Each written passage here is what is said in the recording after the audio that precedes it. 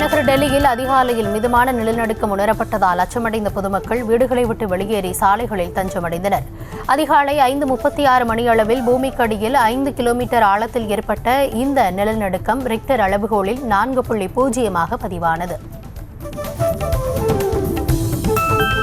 டெல்லி மக்கள் அச்சம் தவிர்த்து அமைதியாகவும் பாதுகாப்பாகவும் இருக்க பிரதமர் மோடி அறிவுறுத்தியுள்ளார். டெல்லியில் அதிகாலை நிலநடுக்கம் உணரப்பட்ட நிலையில் பாதுகாப்பு முன்னெச்சரிக்கை நடவடிக்கைகள் பின்பற்றி எச்சரிக்கையாக இருக்க அவர் கேட்டுக் கொண்டிருக்கிறார். நிலைமையை அதிகாரிகள் உன்னிப்பாக கண்காணித்து வருவதாகவும் அவர் தெரிவித்திருக்கிறார். அமெரிக்காவில் சட்டவிரோதமாக தங்கியிருந்த மேலும் 112 இந்தியர்களுடன் 3வது விமானம் நேற்றிரவு அமிர்தசரஸ் வந்திறங்கியது.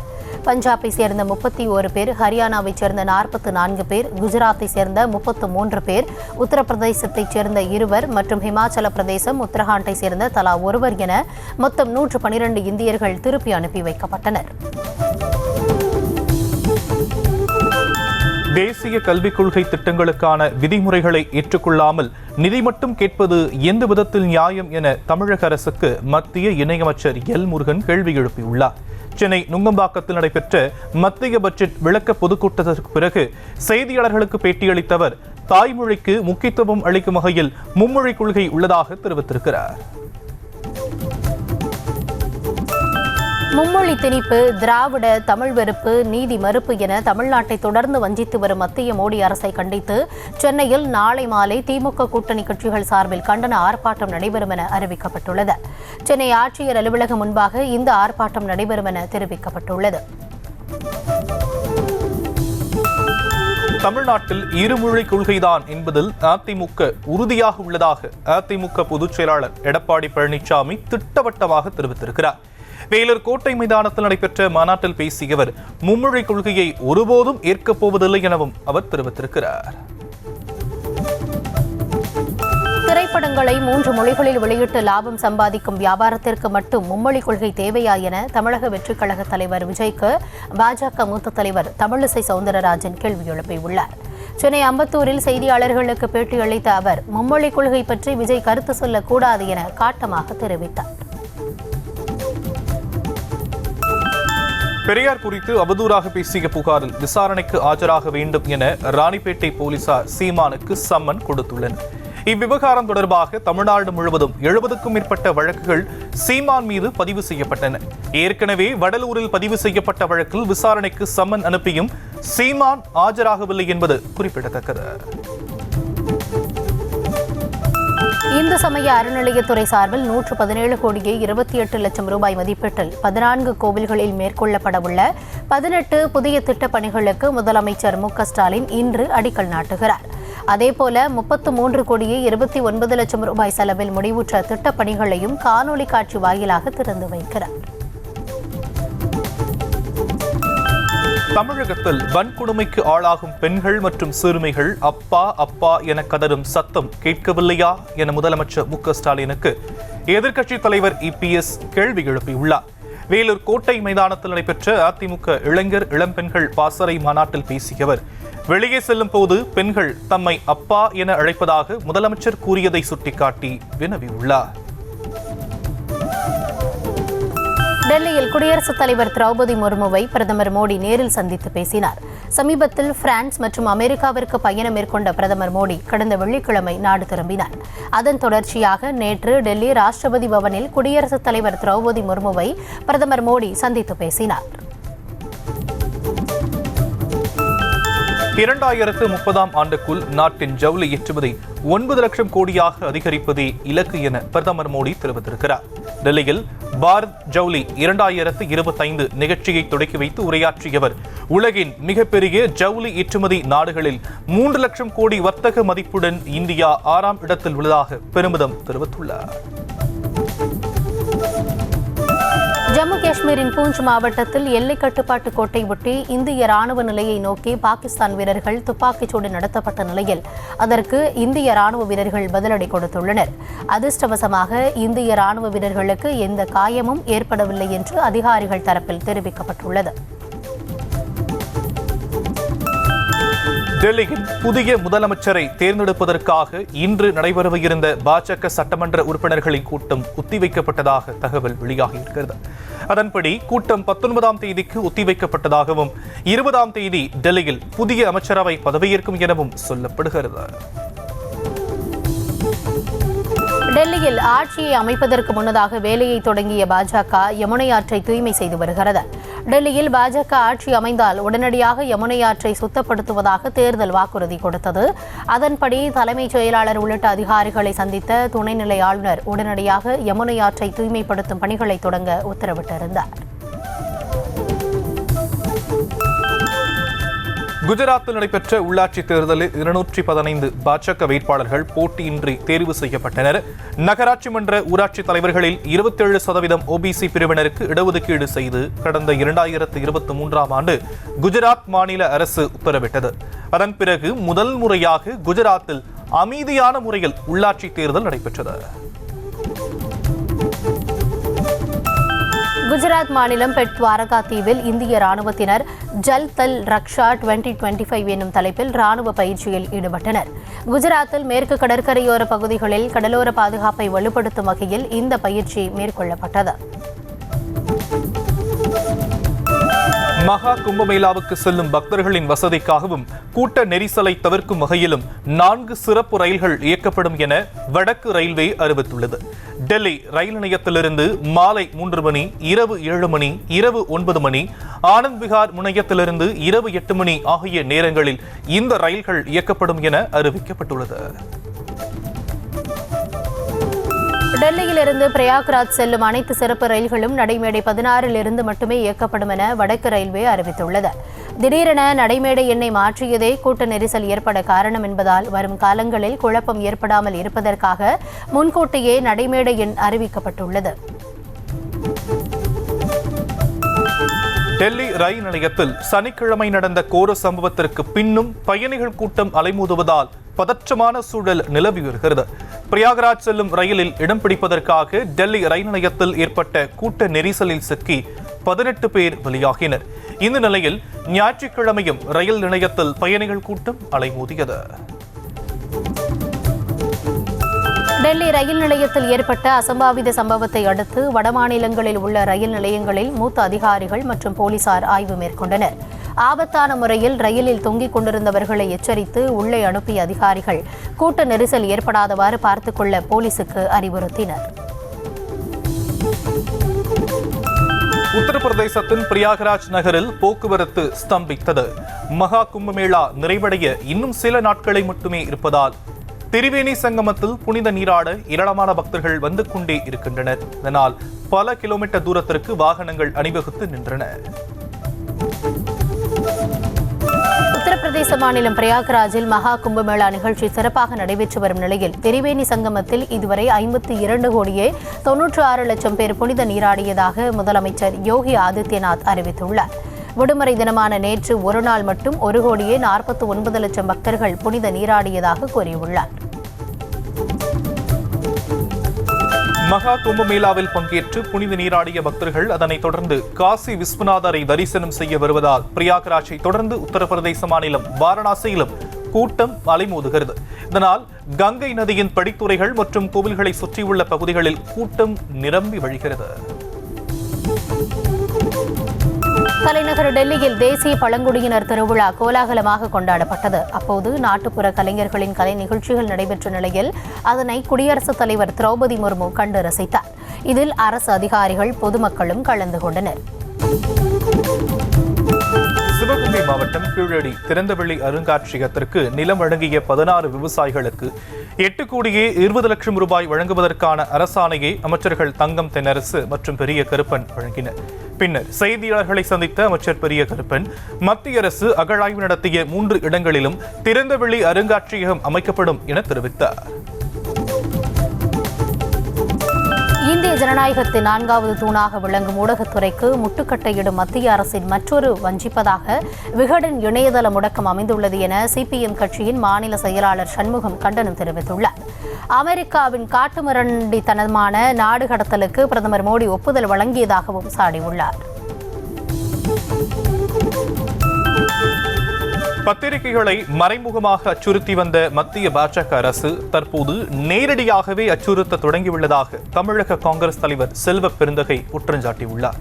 சென்னை விமான நிலையத்தில் செய்தியாளர்களுக்கு பேட்டியளித்தவர் பாஜக பாசிச சக்திகள் நேரடியாக பத்திரிகையாளர்களை தாக்குவதற்கு துணிந்துவிட்டதாக சாடியுள்ளார். பஞ்சத்தில் திமுகவிற்கு வந்தவர்கள் அல்ல.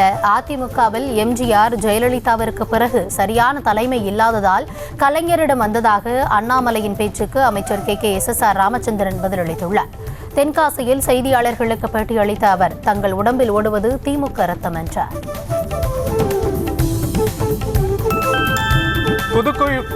புதுக்கோட்டை மாவட்டம் சுக்கரன் விடுதி கிராமத்தில் தண்ணீர் பாட்டிலில் கூலிங் இல்லை என கூறி காரில் வந்த நபர்கள் தாக்குதலில் ஈடுபட்ட CCTV காட்சிகள் வெளியாகியிருக்கின்றன. அவர்கள் பெட்டிக்கடையை அடித்து நொறுக்கியும் கடையில் இருந்தவர்கள் மீது தாக்குதல் நடத்திவிட்டும் அங்கிருந்து புறப்பட்டு சென்றனர். விருதுநகர் மாவட்டம் ராஜபாளையத்தில் 100 வருட பழமையான அரச மரத்தின் வேர் வீட்டிற்குள் சென்றதில் வீடு இடிந்து விழுந்து சேதமானது. ஊரணிப்பட்டி தெருவில் உள்ள சிவஞானம் என்பவரது வீட்டிற்கு அடியில் அந்த மரத்தின் வேர் படர்ந்து வளர்ந்திருந்த நிலையில் வேரின் அழுத்தம் தாங்காமல் வீடு இடிந்து விழுந்தது. சென்னை ராஜீவ்காந்தி அரசு தலைமை மருத்துவமனை கழிவறைகள் உள்ளிட்ட இடங்கள் சுத்தமில்லாமல் இருந்ததாக நியூஸ் தமிழ் தொலைக்காட்சியில் செய்தி வெளியான நிலையில் அதனை சுத்தம் செய்யும் பணியில் ஊழியர்கள் தீவிரமாக ஈடுபட்டனர். நாள் ஒன்றுக்கு ஆயிரக்கணக்கான மக்கள் வந்து செல்லும் இடத்தில் கழிவறைகள் உள்ளிட்ட இடங்கள் சுத்தம் இல்லாமல் இருந்தன. மயிலாடுதுறை மாவட்டம் முட்டம் கிராமத்தில் கல்லூரி மாணவர் உள்ளிட்ட 2 கொலை செய்யப்பட்ட வழக்கில் சாராய வியாபாரிகளின் பெற்றோரையும் போலீசார் கைது செய்துள்ளனர். முன்விரோதம் காரணமாக கடந்த 14ஆம் தேதி ஏற்பட்ட தகராறில் கல்லூரி மாணவர் உள்ளிட்ட 2 கத்தியால் குத்தி கொலை செய்யப்பட்டனர். சென்னை அடுத்த மதுரவாயலில் முதியவர் நிலத்தை அபகரித்த புகாரில் அதிமுக முன்னாள் MLA ரவியின் தம்பியை போலீசார் கைது செய்தனர். பாலவாக்கத்தைச் சேர்ந்த சிவில் இன்ஜினியராக பணிபுரிந்து வரும் குமரேசன் என்பவருக்கு சொந்தமான நிலம் மதுரவாயலில் உள்ளது. அதனை முன்னாள் MLA ரவியின் சகோதரரும் ரியல் எஸ்டேட் நிலத்தரகர் சங்க மாநில தலைவருமான VN கண்ணன் அபகரித்ததாக கூறப்படுகிறது. பழனியில் இளம்பெண்ணை கத்தியால் குத்தி கொலை செய்த வழக்கில் கைதான இளைஞர் தப்பியோட முயன்றதால் அவரது காலில் மாவுக்கட்டு போடப்பட்டுள்ளது. தனியார் விடுதியில் வேலை பார்த்து வந்த காந்தி என்ற பெண்ணை கத்தியால் குத்தி கொலை செய்த ஆனந்த் என்பவரை கைது செய்து போலீசார் விசாரணை மேற்கொண்டனர். இதில் சாமியாரை பராமரிப்பதற்கான பணத்தை பங்கிட்டுக் கொள்வதில் இருவருக்கும் தகராறு ஏற்பட்டதாக கூறப்படுகிறது. சேலம் மாவட்டம் தேக்கம்பட்டியில் அரசு புறம்போக்கு நிலத்தில் உயிரிழந்தவரின் உடலை அடக்கம் செய்வதற்கு எதிர்ப்பு தெரிவித்தால் இரு தரப்பினரிடையே தகராறு ஏற்பட்டது. 4 மணி நேர வாக்குவாதத்திற்கு பிறகு உடல்நலக் குறைவால் உயிரிழந்த பெருமாள் என்பவரின் உடல் சொந்த நிலத்தில் அடக்கம் செய்யப்பட்டது. புதுக்கோட்டை மாவட்டம் கிருஷ்ணாஜிப்பட்டினம் கடல் பகுதியில் மீனவர் வலையில் சிக்கிய கடல் பசு பத்திரமாக மீண்டும் கடலில் விடப்பட்டது. கடல் பசு, கடல் அட்டை, கடல் குதிரை போன்ற அரிய வகை உயிரினங்களை பிடிக்க தடை உள்ள நிலையில் மீனவர் வலையில் சிக்கிய கடல் பசு பத்திரமாக மீண்டும் கடலில் விடப்பட்டது. மலைவாழ் கிராமப்புற பெண்களின் வாழ்வாதாரத்தை மேம்படுத்தும் வகையில் திருச்சி பச்சைமலை பகுதியில் உள்ள பழங்குடியின பெண்களுக்கு அண்ணாமலை பல்கலைக்கழகம் மூலமாக வழங்கப்பட்ட 3 மாத இலவச கணினி பயிற்சி நிறைவு பெற்றது. இதையடுத்து அவர்களுக்கு பயிற்சிக்கான சான்றிதழ்கள் வழங்கப்பட்டன. திருநெல்வேலி மாவட்டம் முக்கூடல் அருகே காவலர் வீட்டில் அத்துமீறி நுழைந்து தாக்குதல் நடத்திய 3 கைது செய்யப்பட்ட நிலையில் அச்சம்பவத்தின் CCTV காட்சிகள் வெளியாகியுள்ளன. சங்கன் திரடு பகுதியைச் சேர்ந்த முப்பிடாதி என்பவர் மீது பல்வேறு குற்ற வழக்குகள் உள்ள நிலையில் அவரை கைது செய்து காவலர் செல்வ குமரேசன் எச்சரிக்கை விடுத்ததால் இச்சம்பவம் நடைபெற்றுள்ளது. ஈரோட்டில் வீட்டை விட்டு வெளியேறி மாயமான மகளை கண்டுபிடித்து தரக்கோரி அவருடைய தந்தை மகளிர் காவல் நிலையத்தை முற்றுகையிட்டு உடலில் பெட்ரோல் ஊற்றி தீக்குளிக்க முயன்ற சம்பவம் பரபரப்பை ஏற்படுத்தியது.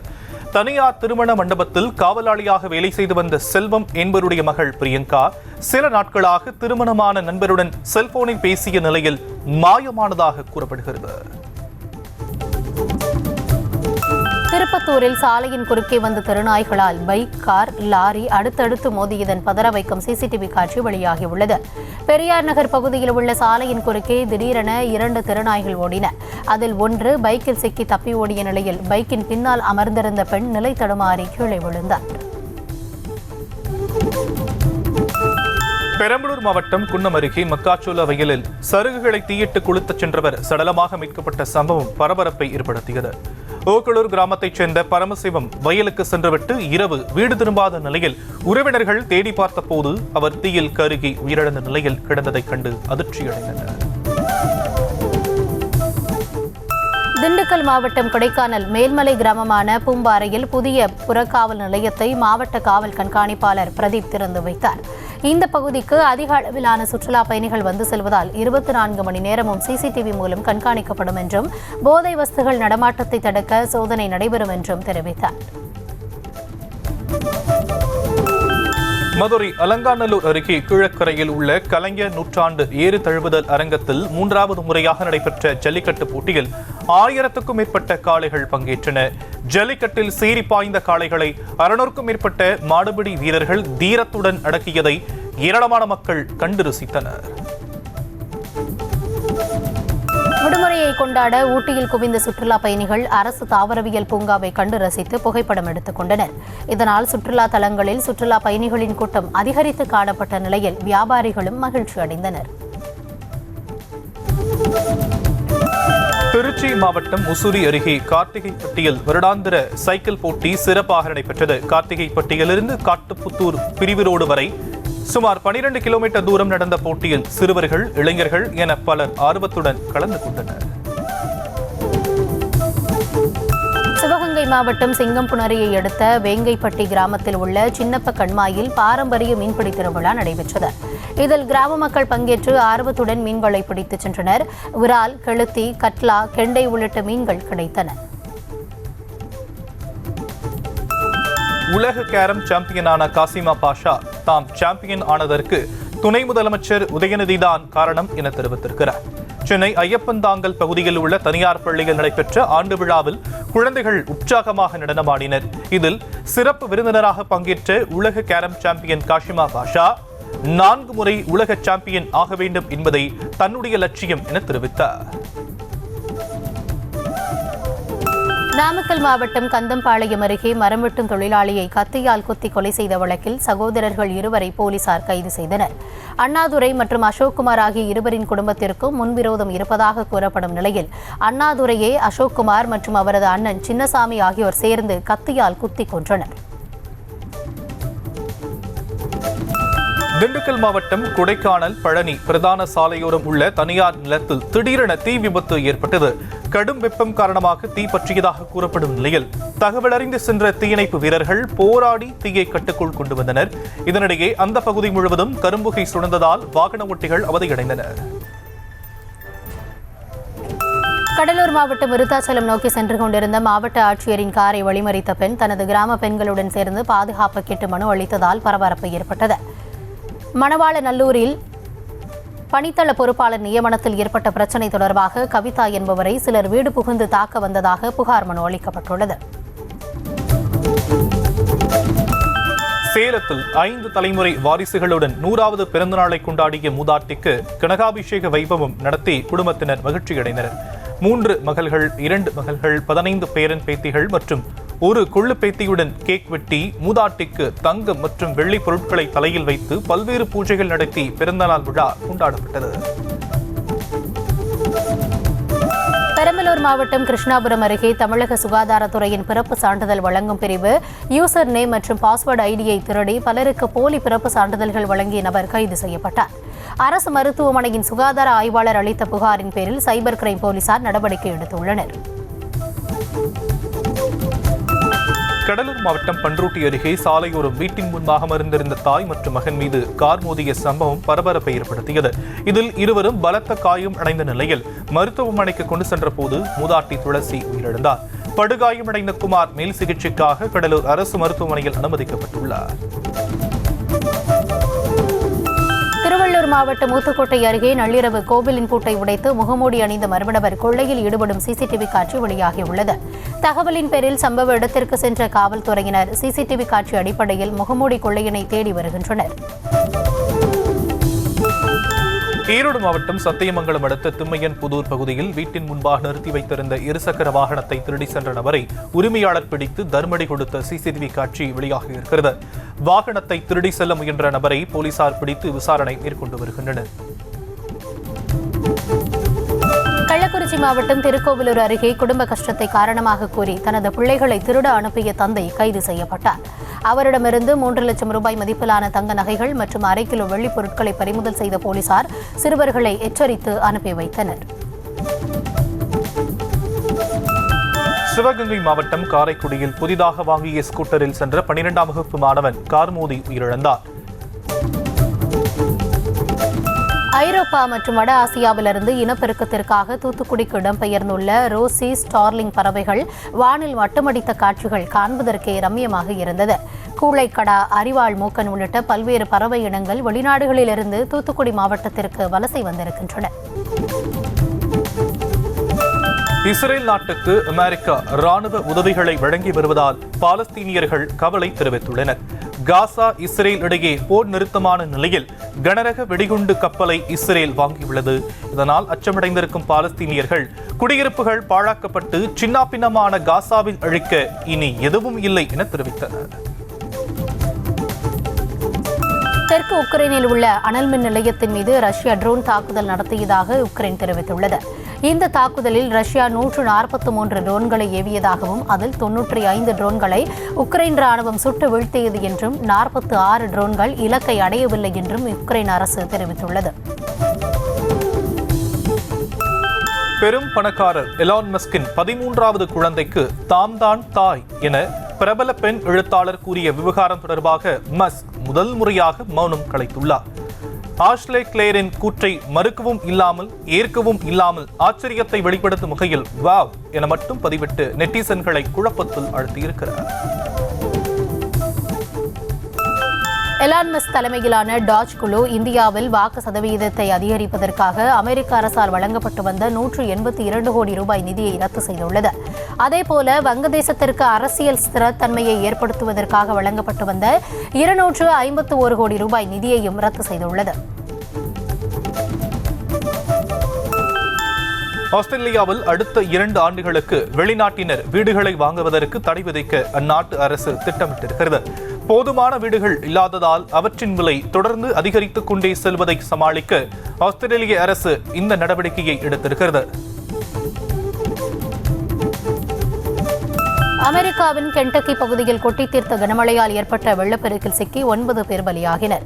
வீடுகளை சுற்றி 6 போல் பெருக்கெடுத்து ஓடும் வெள்ளத்தால் அங்குள்ள மக்கள் வீடுகளுக்குள் சிக்கியுள்ள நிலையில் பலி எண்ணிக்கை மேலும் அதிகரிக்கும் என அஞ்சப்படுகிறது. இதனிடையே 8 மாநிலங்களில் 4 லட்சம் மக்கள் மின்சாரமின்றி அவதிப்பட்டு வருகின்றனர். பிரேசிலின் ரியோ டி ஜெனீரோ நகரில் 100 டிகிரி ஃபாரன்ஹீட் அளவுக்கு வெயில் கொளுத்தியதால் கடற்கரைகளில் மக்கள் கூட்டம் அலைமோதியது. சுட்டெரிக்கும் வெயிலில் இருந்து தப்பிப்பதற்காக கடலில் குளித்து மகிழ்ந்த மக்கள் கடற்கரைகளில் அமைக்கப்பட்ட குடைகளின் கீழ் ஓய்வெடுத்து உற்சாகம் அடைந்தனர். இதனால் கடற்கரை முழுவதும் மனித தலைகளாக காட்சியளித்தது. நடப்பாண்டு IPL தொடர் மார்ச் 22ஆம் தேதி தொடங்கும் என அறிவிக்கப்பட்டுள்ளது. முதல் போட்டியில் கொல்கத்தாவும் RCB அணியும் மோதவுள்ள நிலையில் மார்ச் 23ஆம் தேதி 2 போட்டிகள் நடைபெறுகின்றன. மார்ச் 23ஆம் தேதி சென்னை சூப்பர் கிங்ஸ் மற்றும் மும்பை இந்தியன்ஸ் அணிகள் சென்னை சேப்பாக்கம் மைதானத்தில் பல பரீட்சை நடத்துகின்றன. நடப்பாண்டு IPL தொடருக்கான இறுதிப் போட்டி மே மாதம் 25ஆம் தேதி கொல்கத்தாவில் நடைபெறவுள்ளது. மார்ச் 22ஆம் தேதி தொடங்கும் IPL போட்டிகள் மே 25ஆம் தேதி வரை நடைபெறும் என தெரிவித்துள்ள BCCI முழு அட்டவணையை வெளியிட்டுள்ளது. IPL தொடரில் சென்னை சூப்பர் கிங்ஸ் அணிக்கு எதிராக தொடக்க ஆட்டத்தில் மும்பை அணியின் கேப்டன் ஹர்திக் பாண்டியா விளையாட மாட்டார் என அறிவிக்கப்பட்டுள்ளது.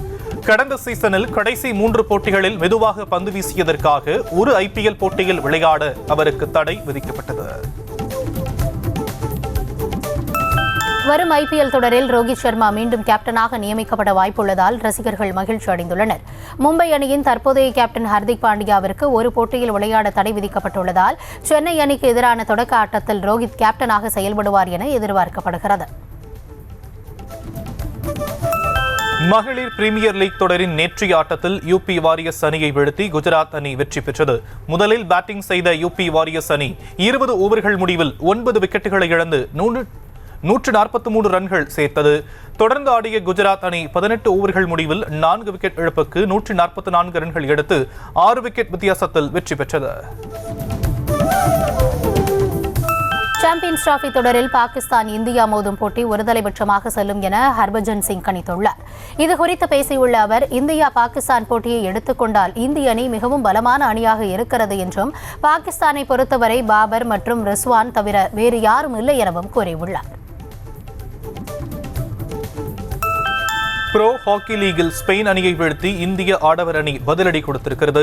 புவனேஸ்வரில் நடைபெற்ற போட்டியில் தொடக்க முதலே ஆதிக்கம் செலுத்திய இந்திய அணி 2 கோல்கள் அடித்து அசத்தியது. பதிலுக்கு ஸ்பெயின் அணியால் ஒரு கோல் கூட அடிக்க முடியவில்லை. இதனால் ஆட்ட நேர முடிவில் 2-0 என்ற கணக்கில் இந்திய அணி வெற்றி பெற்றது.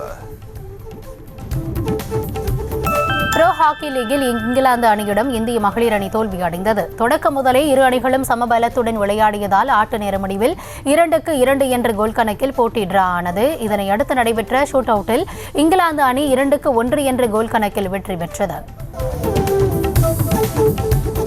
முதலமைச்சர் மு க ஸ்டாலின் பிறந்தநாளை முன்னிட்டு சென்னையில் நடைபெற்ற மகளிர் கிரிக்கெட் போட்டியில் மாநகராட்சி மேயர் பிரியா கலந்து கொண்டு பந்து வீசியும் பேட்டிங் செய்தும் பார்வையாளர்களை கவர்ந்தார். சென்னை மாநகராட்சி மாமன்ற உறுப்பினர்கள் உள்ளிட்டோர் கலந்து கொண்ட கிரிக்கெட் போட்டியினை MP தயாநிதி மாறன் தொடங்கி வைத்தார். நடிகர் அஜித்குமார் படத்தில் தனக்கு நடிக்க வாய்ப்பு விரைவில் கிடைக்கும் என நம்புவதாக நடிகர் விஜய் சேதுபதி தெரிவித்திருக்கிறார். பெரம்பலூரில் நடைபெற்ற தனியார் கல்வி நிறுவன நிகழ்ச்சியில் கலந்து கொண்டு பேசிய அவர், சமூக வலைதளங்களில் கிடைக்கும் குப்பைகளை பார்க்காமல் நல்ல விஷயங்களை கற்றுக்கொள்ளுங்கள் என மாணவர்களுக்கு அறிவுறுத்தினார். நடிகர் அஜித்துடன் நடிக்கும் வாய்ப்பை தவறவிட்டதாக விஜய் சேதுபதி தெரிவித்துள்ளார். சமீபத்தில் தனியார் கல்லூரியில் நடைபெற்ற விழாவில் பங்கேற்க அவரிடம் நடிகர் அஜித்துடன் இணைந்து எப்போது படம் பண்ண போறீங்க என கேட்கப்பட்டது. அதற்கு பதிலளித்த அவர், இதற்கு முன் அது நடப்பதாக இருந்தது, ஆனால் நடக்க முடியாமல் போய்விட்டது என கூறியுள்ளார். நடிகர் சூர்யாவின் 46வது படத்தை லக்கி பாஸ்கர் பட இயக்குனர் வெங்கட் அத்லூரி இயக்க இருப்பதாக தகவல் வெளியாகியிருக்கிறது. கார்த்திக் சுபராஜ் இயக்கத்தில் ரெட்ரோ படத்தில் நடித்து முடித்துள்ள சூர்யா தற்போது RJ பாலாஜி இயக்கத்தில் தன்னுடைய 45வது படத்தில் நடித்து வருகிறார். ரியோராஜ் நடிக்கும் புதிய திரைப்படத்தின் டைட்டில் மற்றும் ஃபர்ஸ்ட் லுக் போஸ்டரை படக்குழு வெளியிட்டுள்ளது. ஆண் பாவம் புல்லாதது என பெயரிடப்பட்டுள்ள இந்த திரைப்படத்தை கலையரசன் தங்கவேல் இயக்கியுள்ளார். படத்தின் ஃபர்ஸ்ட் லுக் போஸ்டரில் ரியோராஜ் மண்டைக்குள் பல பெண்கள் சித்திரவதை செய்வது போல காட்சிகள் இடம்பெற்றிருக்கின்றன. மலையாள நடிகர் நிவின் பாலி நடிக்கும் அடுத்த படத்தின் டைட்டிலை படக்குழு வெளியிட்டுள்ளது. மல்டிவர்ஸ் மன்மதன் என பெயரிடப்பட்டுள்ள இந்த திரைப்படம் இந்தியாவின் முதல் மல்டிவர்ஸ் சூப்பர் ஹீரோ திரைப்படமாக அமைந்துள்ளது. ஆதித்யன் சந்திரசேகர் எழுதி இயக்கும் இந்த படத்தினை நிவின் பாலியின் நிறுவனமான பாலி ஜூனியர் பிக்சர்ஸ் தயாரிக்க உள்ளது. பாரஞ்சித்தின் நீலம் புரொடக்ஷன்ஸ் நிறுவனம் தயாரிக்கும் வெப் தொடரின் மூலம் நடிகை ஜான்வி கபூர் தமிழில் அறிமுகமாக இருக்கிறார். மறைந்த நடிகை ஸ்ரீதேவியின் மகளான ஜான்வி கபூர் கடந்த 2018ஆம் ஆண்டு பாலிவுட்டில் வெளியான தடாக் திரைப்படம் மூலமாக கதாநாயகியாக அறிமுகமானார். இந்த நிலையில் களவாணி பட இயக்குனர் இயக்கும் புதிய வெப் தொடரில் ஜான்வி கபூர் நடிப்பதாக தகவல் வெளியாகியிருக்கிறது. தென்கொரியாவில் பிரபல நடிகை கிம் சேக் ஹோன் தம்முடைய 24வது வயதில் உயிரிழந்த சம்பவம் ரசிகர்களை அதிர்ச்சியடைய செய்திருக்கிறது. நண்பர் ஒருவர் அவருடைய சந்திப்பதற்காக வீட்டுக்கு சென்ற போது அவர் உயிரிழந்து கிடந்தது தெரிய வந்திருக்கிறது. இதுகுறித்து போலீசில் அதிகாரிகள் விசாரித்து வரும் நிலையில் திரை நட்சத்திரங்கள் மற்றும் ரசிகர்கள் இரங்கல் தெரிவித்து வருகின்றனர். சேலம் மாவட்டம் எடப்பாடி அருகே காவடிகளுடன் பாத யாத்திரை மேற்கொண்ட முருக பக்தர்களிடம் பெண்கள் மற்றும் தம்பதியினர் மடிப்பிச்சை எடுத்து நூதன வழிபாடு மேற்கொண்டனர். ஆதி பரம்பரை வன்னியர் காவடிகள், ஸ்ரீ பர்வதல ராஜகுலு காவடிகள் என்ற பெயரில் ஏராளமான பக்தர்கள் பழனி முருகனுக்கு காவடி எடுத்து பாத யாத்திரை செல்கின்றனர். சென்னை அண்ணா நகர் அருகே பெரியார் நகரில் உள்ள சமயபுரம் ஸ்ரீ மாரியம்மன் கோவில் மகா கும்பாபிஷேக பெருவிழா சிறப்பாக நடைபெற்றது. சிவாச்சாரியார்கள் மந்திரங்கள் ஓத கோவில் கோபுர கலசம் மற்றும் ஆலய வளாகத்தில் உள்ள பரிவார தெய்வங்களுக்கு புனித நீர் ஊற்றி கும்பாபிஷேகம் செய்யப்பட்டது. இதில் திரளான பக்தர்கள் கலந்து கொண்டு சுவாமி தரிசனம் செய்தனர். தஞ்சாவூர் மாவட்டம் கும்பகோணத்தில் படைவெட்டி மாரியம்மன் கோவிலில் 136ஆம் ஆண்டு திருவீதி உலா திருநடன மகோற்சவ விழா விமர்சையாக நடைபெற்றது. இதில் மங்கள வாத்தியங்கள் முழங்க பச்சை காளி மற்றும் பத்ரகாளி திருநடனம் நடந்த பின் இரு காளிகளும் அடுத்தடுத்து ஊஞ்சலில் எழுந்தருளி பக்தர்களுக்கு ஆசி வழங்கினர். இந்தியாவில் Vivo V50 ஸ்மார்ட் போன் இன்று அறிமுகம் செய்யப்பட உள்ளது. அட்டகாசமான வடிவமைப்பு மற்றும் தரமான அம்சங்களுடன் இந்த போன் வெளிவரும் என்பதால் அதிக எதிர்பார்ப்புகளை உருவாக்கியிருக்கிறது. இந்த போனின் விலை 34,999 ரூபாய் என்ற விலையில் அறிமுகமாகும் என கூறப்படுகிறது.